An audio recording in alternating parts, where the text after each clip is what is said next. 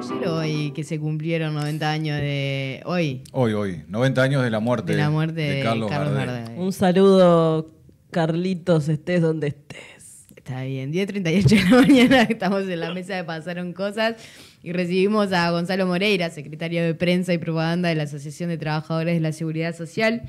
En agosto de 2020, el anterior directorio del BPS adoptó una resolución mediante la cual derogaba normativa vigente y se establecía que en las inspecciones que se realizan a partir de ese momento, a empresas se tomaría en cuenta los salarios que realmente pagaban a sus trabajadores, sin importar si estaban por debajo del laudo correspondiente a cada actividad. Esta resolución perjudicó durante 5 años gravemente a trabajadoras y trabajadores y fue denunciada inmediatamente por parte de la Asociación de Trabajadores de la Seguridad Social. Se benefició a patronales e implicó que le era mucho más rentable a un empresario pagar menos del laudo y no declarar a los trabajadores que hacerlo acorde a la ley y los laudos definidos le obligaban, dejando por fuera exclusivamente el Ministerio de Trabajo y Seguridad Social, quien fiscalizara las evasiones en caso de que hubiese denuncia al respecto. Provocó pérdidas para muchas y muchos trabajadores al momento de computar una historia laboral que en 5 años marcará que percibieron menos salario que lo que debieran haber percibido y registrado por la ley. Esto es nada menos que una cuarta parte de los montos a considerar para sus cálculos jubilatorios. En estos días el director Ariel Ferrari ha anunciado que se volverá al criterio anterior y eso es bienvenido por la parte de la Asociación de Trabajadores de la Seguridad Social. Será necesario contar con los recursos adecuados y la cantidad de personal suficiente para que los cuerpos de fiscalización puedan realizar el trabajo de forma adecuada en beneficio de las y los trabajadores, especialmente los más precarizados, decía la Asociación de Trabajadores de la Seguridad Social. Bueno, para hablar de esto te damos la bienvenida, Gonzalo, bien cerquita del micrófono, así te escuchamos bien. Bueno, buenos días, muchas gracias por la invitación. Un poco capaz que explicar un poquito lo que significaban los laudos y cómo era esta mecánica. Los trabajadores, cuando son declarados, se les declara por un monto de sueldo. Ese monto de sueldo es el que se utiliza después para el cálculo de cualquier tipo de prestaciones que BPS brinda, sea seguro por desempleo, seguro por enfermedad, subsidios por paternidad, maternidad, la jubilación, todo lo que son prestaciones contributivas se calculan en base al sueldo que se declara.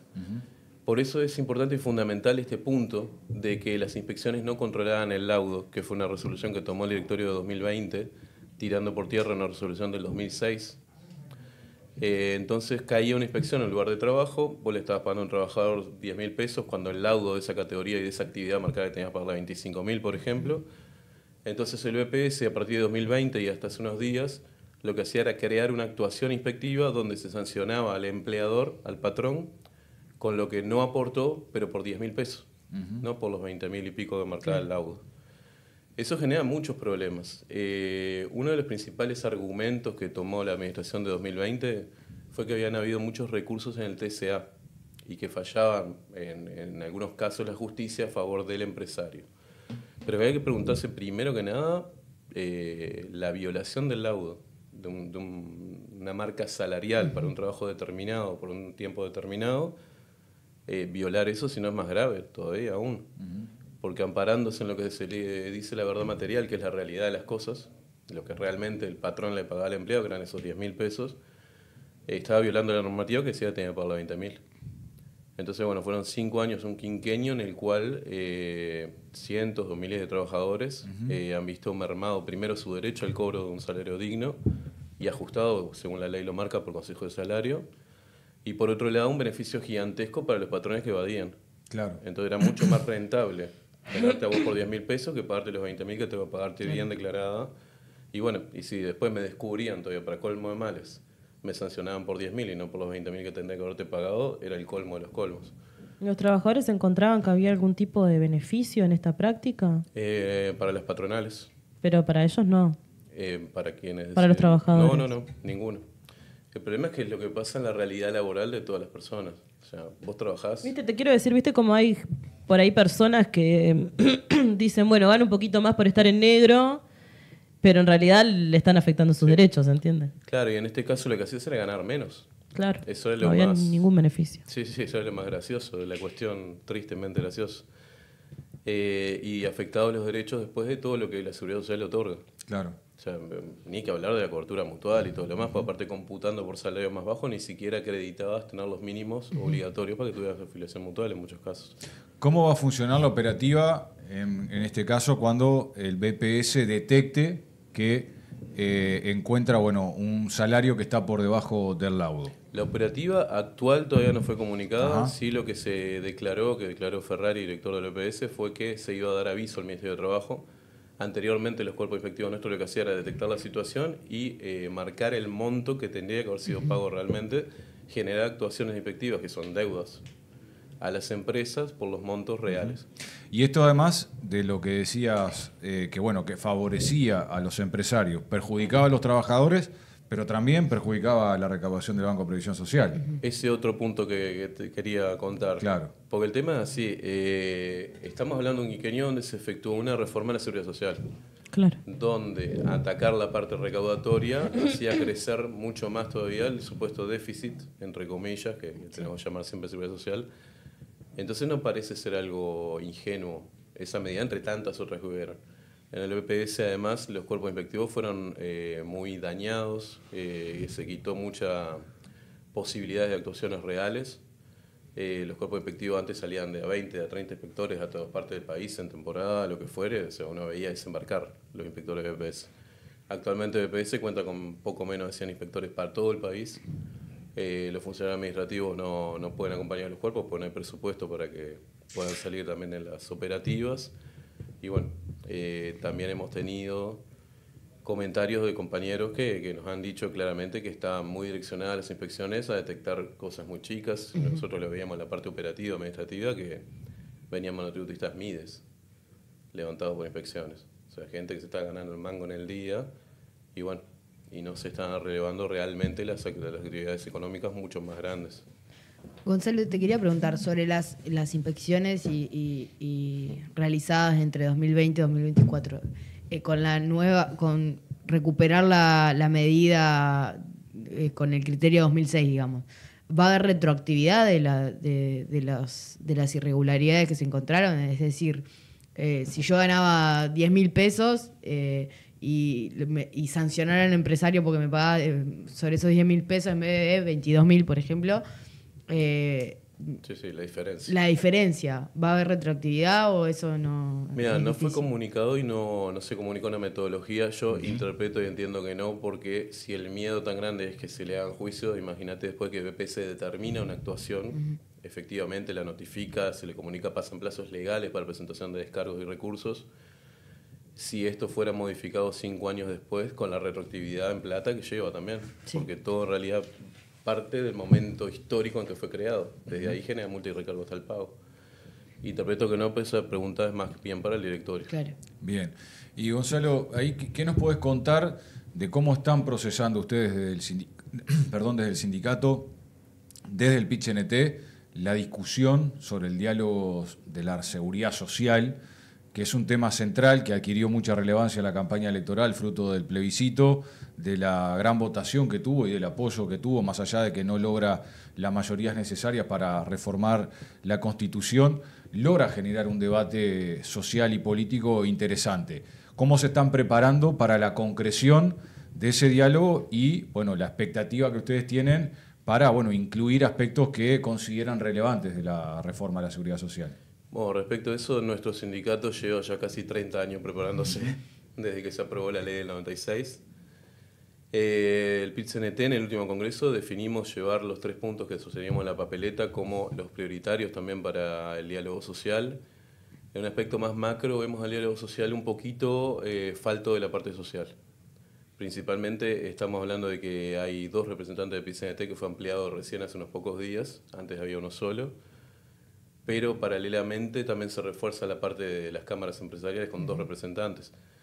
Y el lado más grave que vemos es que 2 de las asociaciones más grandes e importantes del país sociales, como FUCBAM y la FEU, no tienen representación allí.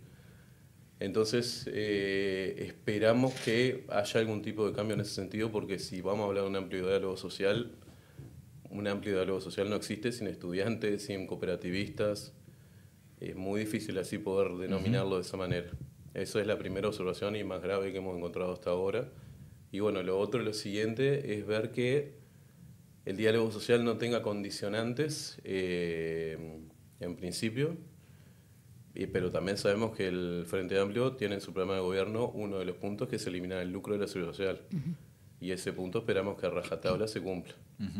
Eso, o sea, fue una promesa de campaña y está escrito en el programa de gobierno. O sea, como mínimo, lo mismo que les pedimos en las marchas del silencio, sepan cumplir. ¿Cómo van a avanzar en la discusión de otros temas que están transversalizados? Tal vez no lo hayan analizado como sindicato, pero sí calculo que por el ruido mediático que esto tiene, seguramente alguna consideración ustedes puedan elaborar en relación a esta discusión de la caja de profesionales, en relación a los aportes que hacen los pasivos de la caja profesional a través del IAS en el BPS. Ustedes han seguido esta discusión. ¿Cómo están procesando ese debate y si tienen alguna idea, alguna sugerencia para volcar a esta discusión de la seguridad social? Porque si bien se está elaborando una propuesta concreta para salvar la caja profesional, como que siguen los remiendos y falta esa discusión estratégica más de fondo que debe ser, sin lugar a dudas, esta convocatoria al diálogo de la seguridad social.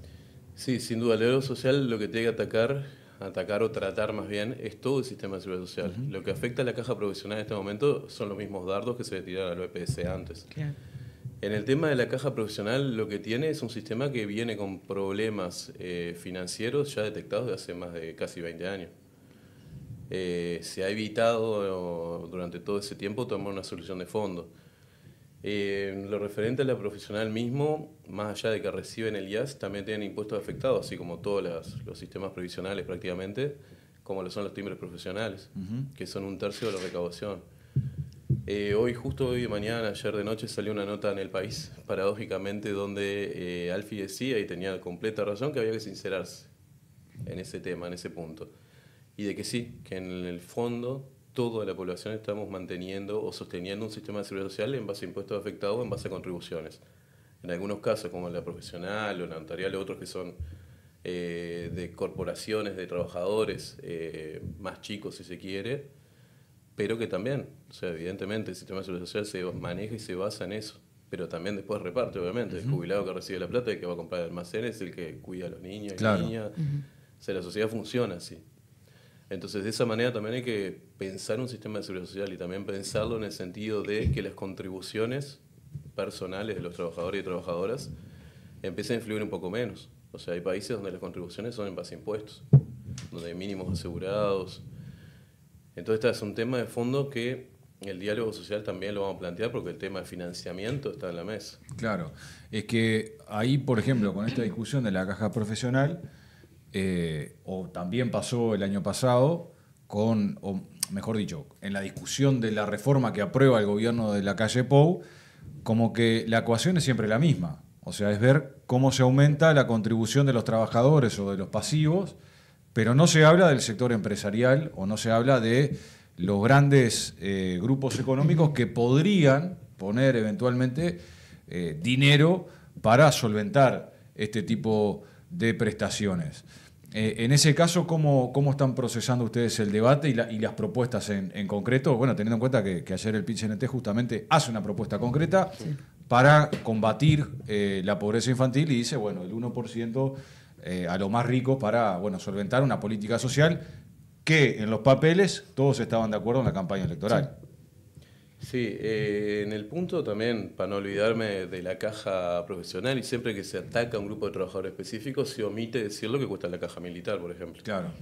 Que es el mismo déficit de BPS con 50.000 personas, contra un BPS que atiende la totalidad de la población de una forma u otra. Entonces, así es muy complicado tener un diálogo real y honesto, ¿no? Pero bueno, eso ha salido de todas las partes. En cuanto al tema financiamiento, y ahora después vamos al 1%, lo principal es que si vos tenés a empresas privadas rapiñándote la cuarta parte de tu aporte en comisiones y primas como son las AFAP, es muy difícil que un sistema de seguridad social pueda sostenerse. O sea, estamos hablando que vos decís y atacás el principal problema es el déficit y tenés una empresa que son como pirañas comiéndose los aportes y los dineros de todos los uruguayos y uruguayas. Entonces, la discusión de fondo va en ese sentido también. ¿Qué tipo de sistema queremos? un sistema en el cual todos los trabajadores y trabajadoras no solo pagamos impuestos y aportamos para que se haga toda la obra, todas las políticas sociales y todo lo demás de este país, sino que también pagamos para el enriquecimiento de empresas privadas que a su vez lucran con el Estado, compran títulos de deuda pública, todo lo demás que después el Estado le devuelve con intereses.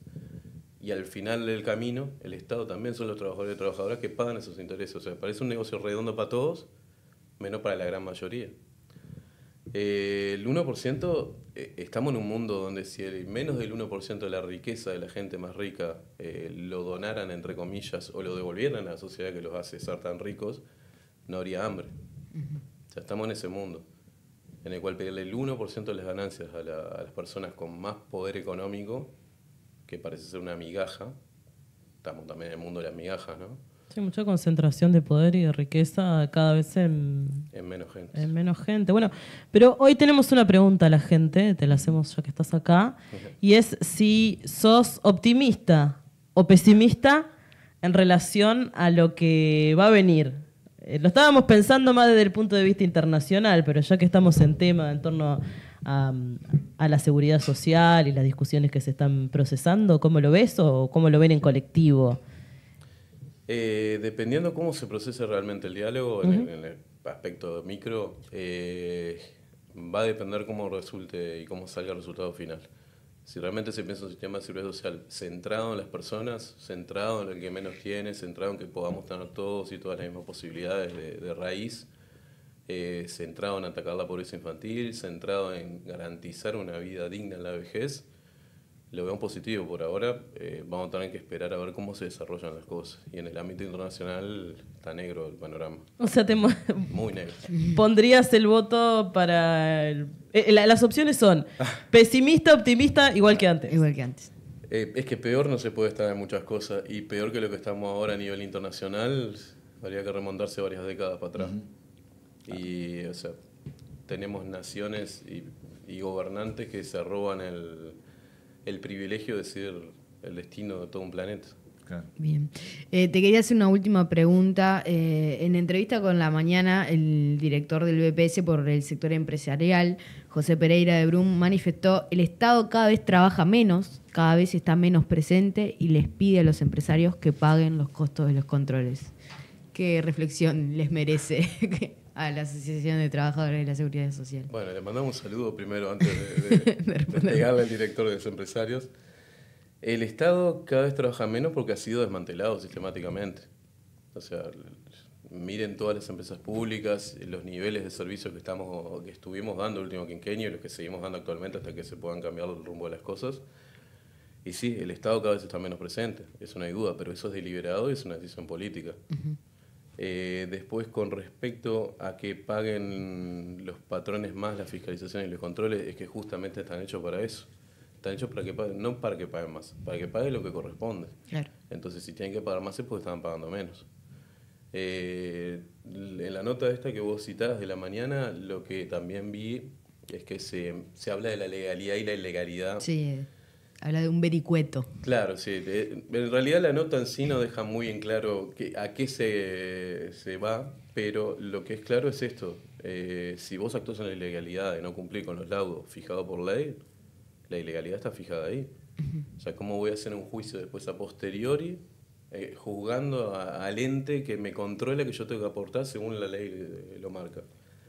Entonces, no me queda muy claro el aspecto de eso, de cómo lo pretenden defender. Pero bueno, en sí la respuesta un poco sería esa. Muy bien. Bueno, muy bien. Gonzalo Moreira, secretario de Prensa y Propaganda de la Asociación de Trabajadores de la Seguridad Social. Te agradecemos mucho este espacio y la posibilidad de conversar contigo y bueno, con la voz de los trabajadores y las trabajadoras sobre un tema que ojalá tenga mayor relevancia. La ha tenido el año pasado y a pesar de campañas mediáticas muy potentes, se logró incorporar allí una perspectiva de que otra cosa era posible. Sí. En esto de la esperanza y el pesimismo se logró, pese a una batería de terrorismo que hubo, ¿no? Sobre todo lo que podía llegar a suceder, el 40% de la población se manifestó a favor. Así es. Bueno, Así muchas gracias. Muchas gracias, Gonzalo. Vamos a ir a una pausa. Volvemos enseguida con Pasaron Cosas.